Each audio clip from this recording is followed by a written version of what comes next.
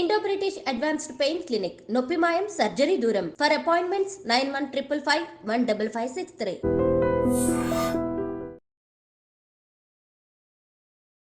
అందరికీ నమస్కారం. నేను స్వరూపపట్లపల్లి. Welcome to I dream.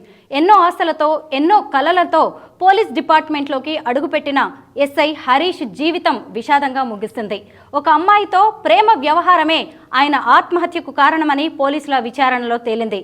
ఇంతకుముందే ముగ్గురు అబ్బాయిలతోటి ప్రేమ వ్యవహారంలో ఉన్న ఆ యువతి ఎస్ఐని పెళ్లి చేసుకోమని వేధించడంతో, బలవంతం చేయడంతో ఏం చేయాలో తెలియక ఆందోళనలో ఆయన తన సర్వీస్ రివాల్వర్తో కాల్చుకొని చనిపోయినట్టు పోలీసుల ఇన్వెస్టిగేషన్లో తేలింది. ప్రస్తుతం నాతో పాటు పర్సనాలిటీ డెవలప్మెంట్ ట్రైనర్ రామ్ మెట్టు గారు ఉన్నారు. ఎన్నో కేసుల్ని ఛేదించిన ఒక ఎస్ఐ ఒక అమ్మాయికి భయపడి సూసైడ్ చేసుకోవడం ఏంటి, ఎందుకు యువత ఇలా ఆత్మహత్యల వైపు ఎక్కువగా మొగ్గు చూపుతున్నారనేది తెలుసుకుందాం. హలో రామ్ గారు. హలో అండి. ఎస్ఐ హరీష్ గారి ఉదంతం మీరు కూడా చూశారు కదా. ఇప్పుడు ఎక్కడ చూసినా ఆయన గురించే చర్చ జరుగుతోంది.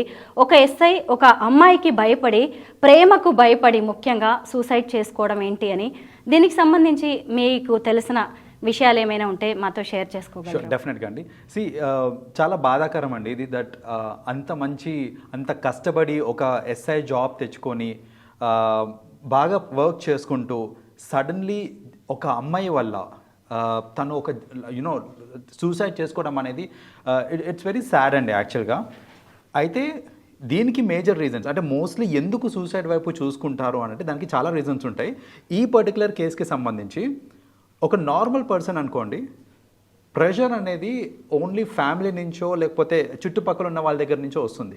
బట్ ఇతను ఏంటంటే he is a government employee, ఒక ఎస్ఐ అనేసరికి అతనికి కొన్ని ఎక్స్పెక్టేషన్స్ అనేది ఆల్రెడీ క్రియేట్ చేసి ఉంటుంది సొసైటీలో. సో ఇతనికి ఏంటంటే మోస్ట్లీ ఈ డిపార్ట్మెంట్ నుంచి వచ్చే ప్రెషర్ కావచ్చు, ఇంట్లోంచి వచ్చే ప్రెషర్ కావచ్చు, ఇంకొకటి తను ఆల్రెడీ ఇంకొక మ్యారేజ్ చేసుకోవడానికి ఆల్రెడీ వేరే మ్యారేజ్ కూడా సెటిల్ అయిపోయింది. సో ఇక్కడ అడిషనల్ బర్డన్ ఏంటంటే ఇప్పుడు ఆ అమ్మాయి సైడ్ వాళ్ళ మెంబర్స్ అవ్వచ్చు, వాళ్ళ సైడ్ నుంచి వచ్చే ప్రెషర్ కూడా యాడప్ అయిందనమాట. ఇన్ని ప్రెషర్స్ యాడప్ అయ్యేసరికి దాన్ని ఎలా హ్యాండిల్ చేయాలో అర్థం కాక దట్ ఈస్ వన్ ఈ సూసైడ్ అనేది జరుగుతుంది. ఈ విషయంలో వెరీ క్లియర్లీ అర్థమయ్యేది అదేనండి. ఏంటంటే తను ఒత్తిడికి గురయ్యారు. That's because of a lady. తను పెళ్లి చేసుకోమని ప్రెషర్ పెట్టడము, బట్ ఆయనకి యాక్చువల్లీ ఆమె క్యారెక్టర్ అర్థమయ్యి లేదు తిను కాదు, she is not the right one అనేసి ఆమెని రిజెక్ట్ చేసి ఇంకొకరితో పెళ్లి చేసుకునే టైంలో ఈమె పెట్టిన ప్రెషర్ వల్ల ఈమె చేసిన బ్లాక్మెయిల్ అనొచ్చు ఇన్ఫ్యాక్ట్. ఎందుకంటే జనరల్లీ ఈ కేసెస్లో ఏంటంటే ప్రెషర్ కంటే కూడా బ్లాక్మెయిలింగ్ ఎక్కువైపోతుంది.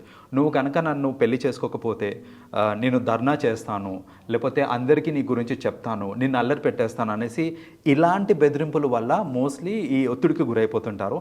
అండ్ దట్ ఈస్ వెన్ ఈ సూసైడ్కి లీడ్ అవుతుందండి ఇది. ఈ మధ్య కాలంలో చాలామంది అమ్మాయిలు ఇలా ప్రేమ వ్యవహారాలు నడపడం, ఆ తర్వాత బెదిరించడం, డబ్బులు లాగడం. ఎందుకంటే ఇప్పుడు ఈ ఎస్ఐ కేసులో దీన్ని ఒక ట్రాప్గా చూస్తున్నారు. ఎందుకంటే పోలీసులు వచ్చేసరికి ఈమె అతనితో పాటు రూమ్లోనే ఉంది. అతను సూసైడ్ చేసుకుంటున్నప్పుడు కూడా వీళ్ళిద్దరూ రిసార్ట్స్లో కలిసి ఉన్నారు. ఆమె కళ్ళ ముందే అతను సూసైడ్ చేసుకున్నాడు. పోలీసులు వచ్చేసరికి ఆమె వెళ్ళిపోయింది. కానీ పోలీసులు ఆమెను తీసుకొచ్చేసి విచారణ జరిపితే అనేక విషయాలు బయటకు వచ్చాయి. అసలు ప్రేమ అనే దాన్ని నేటి యువత ఒక వెపన్లా ఎందుకు వాడుకుంటుంది అంటారు? ఇట్ ఈస్ బికాస్ మన లాస్ కూడా అలా ఉన్నాయండి. అంటే ఇప్పుడు చూడండి, జనరల్లీ ఏమవుతుందంటే ఇలాంటి రిలేషన్షిప్స్లో స్పెషలీ బ్లాక్మెయిలింగ్కి వచ్చేసరికి ఏమవుతుందనంటే most cases, I'm not talking about all, కానీ ఎక్కువ శాతం కేసెస్లో ఒక అమ్మాయి ఒక అబ్బాయిని ప్రెషర్ పెడుతుండడం అనేది మనం రెగ్యులర్గా చూస్తూ ఉంటాం అన్నమాట ఇలాంటి కేసెస్లో. But not all, I'm not generalizing. ఎందుకు ఇలా అనంటే మన laws generally they are suitable to women. So దీన్ని అలుసుగా తీసుకొని వాళ్ళు ఏంటంటే ఇప్పుడు ఒక బాయ్ అండ్ గర్ల్ రిలేషన్షిప్లో ఉన్నారు, సపోజ్ ఓన్లీ జస్ట్ ఫ్రెండ్స్ కూడా అవ్వచ్చు. సో వీళ్ళిద్దరు కలిసి ఫొటోస్ దిగొచ్చు, బయటికి డిన్నర్స్కి వెళ్ళొచ్చు.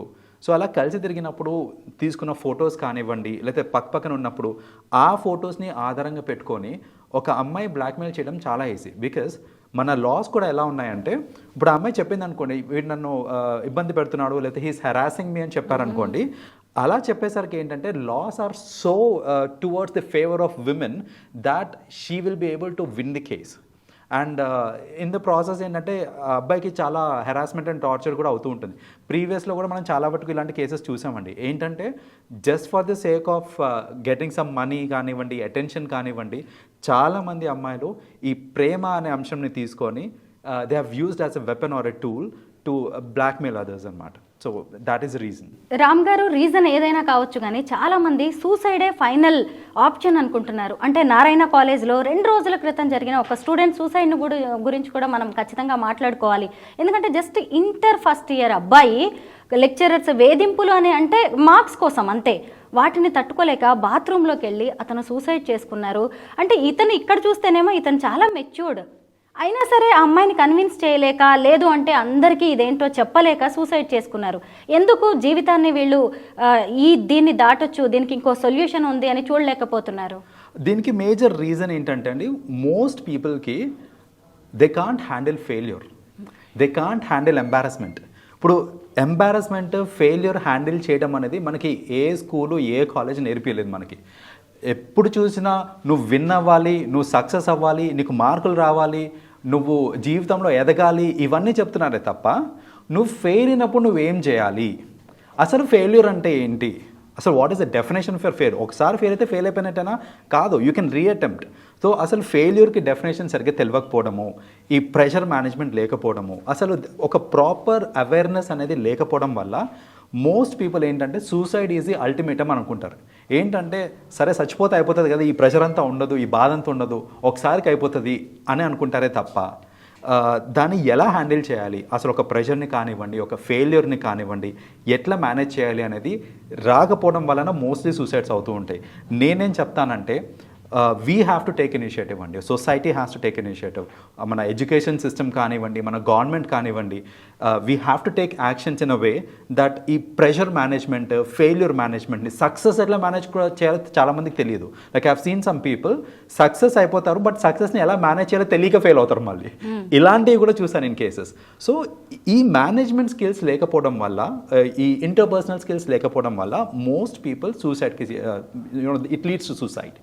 అయితే ఇప్పుడు మనం ములుగు జిల్లా వాజేడు ఎస్ఐ సూసైడ్ గురించి మాట్లాడుకుంటున్నాం. అదే రోజు హయత్ నగర్లో కానిస్టేబుల్గా పనిచేస్తున్న నాగమణిని వాళ్ళ తమ్ముడు పరమేష్ మర్డర్ చేశాడండి. ఒకటి ఆమె ఇంటర్ కాస్ట్ మ్యారేజ్ చేసుకుంది అనేది ఒక రీజన్, ఇంకొకటి ఆస్తి కోసం అతను అక్కనే చంపేశాడు. అంటే రీజన్స్ ఏవైనా కావచ్చు, అది సూసైడ్ కావచ్చు, లేదంటే మర్డర్ కావచ్చు. మనుషులు అసలు లైఫ్ ఈజ్ బ్యూటిఫుల్ అంటాం కదా, జీవితాన్ని మనం ఎంత గొప్పగా అనుభవించవచ్చు, దాన్ని ఇలాగా క్రైమ్స్ మయంగా ఎందుకు చేసుకుంటున్నారు, క్రైమ్నే ఒక ఆప్షన్గా ఎందుకు మార్చుకుంటున్నారు అంటారు? దీంట్లో మెయిన్ రీజన్ క్రైమ్ ఎందుకు వస్తుంది ఇన్ ది పిక్చర్ అని అంటే, that is the easiest way.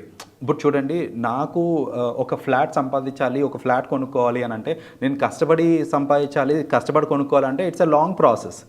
నాకు ఆ సత్తా లేనప్పుడు still if I want to own something, the only other option ఏంటంటే నాకు ఈ క్రైమ్ అనేది it's an option for us. So most people క్రైమ్కి ఎందుకు, మీరు ఇచ్చిన ఎగ్జాంపుల్లో ఇప్పుడు సొంత అక్కనే ఎందుకు చంపేశాడు అని అంటే, చంపడం easy, it's matter of 5 minutes. But తను చనిపోయారంటే ఇంకా ఆస్తి మొత్తం నాకే కదా అనే ఒక థాట్లో జనరలీ ఇది అవుతూ ఉంటుంది. కానీ వాళ్ళు అర్థం చేసుకోవాల్సింది ఏంటిదనంటే, ఇప్పుడు చూడండి తను చంపేశాడు, అలా చంపేయడం వల్ల ఆస్తి వచ్చింది సరే, కానీ తను జైల్లో కదా ఉండాల్సింది ఇప్పుడు. So major days of life, నాకు తెలిసి హార్డ్లీ అతను సమ్ 28-27 years ఉంటుండొచ్చు. So major years of life అనేది జైల్లో గడిపినంత మాత్రాన ఇట్స్ నాట్ ఎ లైఫ్ అండి. సో ఇది అర్థం చేసుకోరు చాలామంది. అండ్ ఇంకొకటి ఏంటంటే, అందరూ మనీకి ఇంపార్టెన్స్ ఇచ్చేస్తున్నారు ఇక్కడ. లైక్ చిన్నప్పటి నుంచి మనం ఏంటి, పిల్లలకి కానివ్వండి ఎవరికన్నా సరే మనీ ఈజ్ ఇంపార్టెంట్, మనీ ఎలా ఎర్న్ చేయాలి, డబ్బులు అనుకుంటే మనం డబ్బుల గురించి చెప్తున్నాము, కానీ డబ్బులు ఉన్నంత మాత్రాన you are not successful. There are many things that you have to understand. అంటే ఒక లైఫ్ బ్యూటిఫుల్గా ఉండాలంటే మనల్ని లవ్ చేస్తే నలుగురు మన చుట్టూ ఉండాలి, మంచి ఫుడ్ తినాలి, యూ హ్యావ్ టు ట్రావెల్ చేయండి డిఫరెంట్ ప్లేసెస్కి. సో ఇలాంటివన్నీ కూడా it will give us immense happiness అండి. కానీ ఇవన్నీ మనకి ఎప్పుడు అర్థమవుతుంది అని అంటే, once we cross age of 50-60 cross అయిన తర్వాత, దట్ ఈస్ వెన్ మనకి మెచ్యూరిటీ వస్తుంది. అంటే డబ్బు గురించి కాదు, life is not all about money, it's all about creating memories, it's all about happiness అనేసి తర్వాత రియలైజేషన్ వస్తుంది. ఈ రియలైజేషన్ రాకముందు, especially when the blood is boiling, చాలామంది ఏంటంటే they get in to crime just for the sake of getting money. Ram గారు, ఒకే రోజు చనిపోయిన ఈ ఇద్దరి పోలీసుల స్టోరీల్లో కూడా ఒక కామన్ పాయింట్ ఉంది, అదే ప్రేమ అనేది. ఈ ప్రేమను ఇప్పటికి కూడా సమాజం వేరుగానే చూస్తోంది. ఏంటంటే ముఖ్యంగా ఈ కానిస్టేబుల్ నాగమణి వేరే కులం అతన్ని పెళ్లి చేసుకోవడంతో ఈ తమ్ముడికి కోపం వచ్చింది. ఎందుకు ఇంకా కాస్ట్ అనే దాన్ని ఇలా చూస్తున్నారు? ముఖ్యంగా ప్రేమ పెళ్లిళ్ళని ఇప్పటికి కూడా సమాజం ఎందుకు అంగీకరించలేకపోతుంది? Again major I would say ఇక్కడ నేను బ్లేమ్ చేయాల్సింది జనరల్గా మన ప్రీవియస్ జనరేషన్స్ నుంచి కూడా మనకు ఒకటి ఏం ఇన్పుట్ వస్తుంది అని అంటే వాడు మన క్యాస్ట్ వాడు మన కులపోడా ఏంటి అనేసి. ఎస్పెషల్లీ అంటే ఈ సిటీస్లో కొంచెం ఎంతో కొంత తగ్గింది, మొత్తం పోయిందని చెప్పట్లేదు, బట్ మోస్ట్ పీపుల్కి స్టిల్ ఏంటంటే వాడు మన క్యాస్ట్ వాడు మన కులపోడు. అండ్ ఇప్పటికి కూడా జరుగుతూ ఉంటాయి చూడండి, ఏంటంటే మన వనభోజనాలు అవి జరుగుతూ ఉంటాయి, క్యాస్ట్ బేస్డ్ వనభోజనాలు అవి జరుగుతూ ఉంటాయి. కులభోజనాలు యాక్చువల్లీ కులభోజనాలు అవి వనభోజనాలు అని చెప్తున్నారు, బట్ దే ఆర్ కులభోజనాలు. సో ఇవన్నీ in a way they are encouraging. నేను చెప్తానండి, not very long back also నేను బీటెక్ అలా చదివే టైంలో మా కాలేజ్లోనే నా ఏజ్ గ్రూప్ వాళ్ళు, ఐ నెవర్ థాట్ నా ఏజ్ గ్రూప్ వాళ్ళు, I don't want mention caste here, ఒక పర్టికులర్ క్యాస్ట్ వాళ్ళు ఓన్లీ ఒక మినీ బస్ అండి, అంటే 14 మెంబర్స్ పడతారు అందులో, all 14 members only same caste వాళ్ళే వచ్చేవాళ్ళు, ఇంకో క్యాస్ట్ వాళ్ళని ఎంటర్టైన్ చేసేవాళ్ళు కాదు వాళ్ళ గ్రూప్లో. అలానే ఇంకొక గ్రూప్ ఉంది, వాళ్ళ క్యాస్ట్ వాళ్ళనే వాళ్ళు ఎంటర్టైన్ చేసేవాళ్ళు. And this is not very long back. ఎందుకు ఇలా అవుతుంది అని అంటే బికాజ్ ఇదంతా ఎక్కడి నుంచి వచ్చింది, మన పేరెంట్స్ జనరేషన్ నుంచి మనకి వాళ్ళు 100% దిస్తింగ్ అనమాట. ఇది ఏంటంటే మన క్యాస్ట్ వాళ్ళు గొప్ప లేకపోతే మనమే గొప్ప. So this is the reason why ఇప్పటికీ కూడా అది యాక్సెప్టెన్స్ అనేది రావట్లేదు ఈ యంగర్ జనరేషన్లో కూడా. ఈ బయట వాళ్ళని చూడాలి అంటే రావట్లేదు. సమ్హౌ ఆ కనెక్ట్ అనేది ఇప్పుడు ఈవెన్ కార్పొరేట్స్లో కూడా చూస్తున్నాం. టాలెంట్ ఉన్నోడు కంటే కూడా, సపోజ్ నేను ఇంటర్వ్యూ చేస్తున్నాను అనుకోండి, నాకు ఇద్దరు నచ్చారు, ఇద్దరిలో ఒకడు బాగా టాలెంటెడ్ ఇంకోటి నా కులపోడు అనుకోండి, ట్రస్ట్ మీ 90% ఛాన్సెస్ నా కులపోడికి ఛాన్స్ వచ్చేది ఉంది, ఐ మీన్ జాబ్ వచ్చే ఛాన్సెస్ ఎక్కువ. సో ఇవన్నీ జరుగుతున్నంత కాలం ఇది ఎరాడికేట్ అవ్వడం చాలా కష్టం అండి. మనం ఏంటంటే ఫస్ట్ ఆఫ్ ఆల్ ఈ క్యాస్ట్ బేస్ పోవాలి అని అంటే మన ఎడ్యుకేషన్ సిస్టమ్ నుంచి స్టార్ట్ అవ్వాలి. స్కూల్ అప్లికేషన్లో ఎందుకు రాయమంటారండి మీరు, ఓసీయా బీసీయా ఎందుకు రాయమంటున్నారు? స్కూల్ అప్లికేషన్లో ఫస్ట్ ఆఫ్ ఆల్ ఇట్లాంటివి తీసేసేయాలి. It should start from the school. They have to make sure that చిల్డ్రన్కి మనమంతా ఒకటే అని అక్కడి నుంచి నేర్పించాలి. అలా మారినప్పుడు మాత్రమే we get to see, it will take time but we get to see that future will be beautiful. కారణం ఏదైనా కానీ చావడం చంపడం అనేది ఖచ్చితంగా పరిష్కారం కాదు. మీకు ఎప్పుడైనా అలాంటి ఆలోచన వస్తే మాత్రం ఒక్క 5 నిమిషాలు 10 నిమిషాలు లేదు అంటే ఆ రోజుకి ఆ ఆలోచనని మీరు వాయిదా వేసి చూడండి. రేపటికి దాని తీవ్రత ఖచ్చితంగా తగ్గుతుంది. మనం చేయాలనుకున్నది చాలా తప్పు పని అనేది మీకే అర్థమవుతుంది. థ్యాంక్ యూ రామ్ గారు, చాలా మంచి అనాలిసిస్ ఇచ్చారు. Thank you so much.